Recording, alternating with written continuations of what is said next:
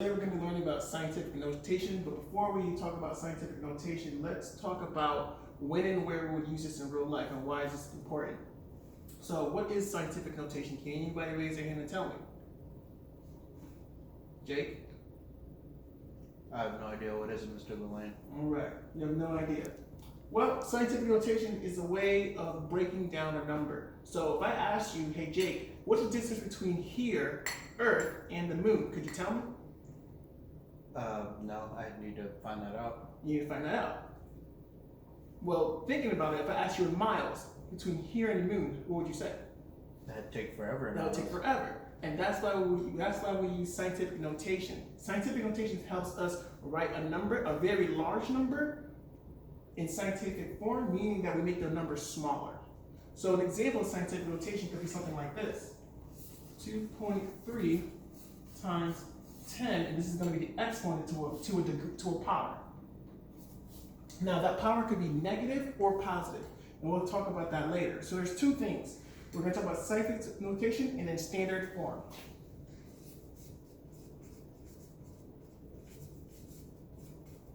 Standard form. Does anybody have an idea what that is? Jake? Back to your miles? Back to your mile. It'd be your regular number. Scientific notation could be something like this. 213.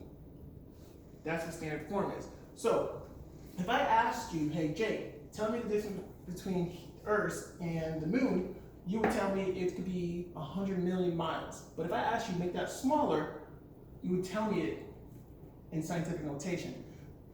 So today I'm going to teach you how to write in scientific notation and in back to standard form, as well as I'm going to show you the calculator tricks. So, earlier we talked about exponents. When we're dealing with scientific notation, the exponent tells us what direction we need to move in. So if I have a negative exponent, I'm going to go to the left. If I have a positive exponent, I'm going to go to the right. And you're going to see what I mean in a minute. All right, so I'm going to put a number on here. I have 3,440.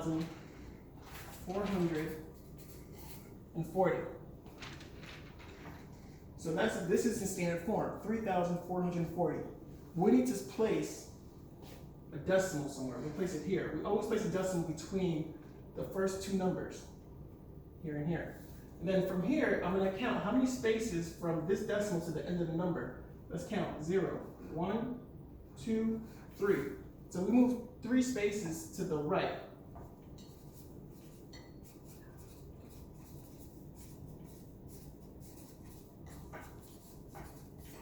And I said, if we move right, what is that exponent going to be? It's going to be positive. So this new number in scientific notation will be written like this: 3.4 times 10 to the third. Does that make sense? 3.44.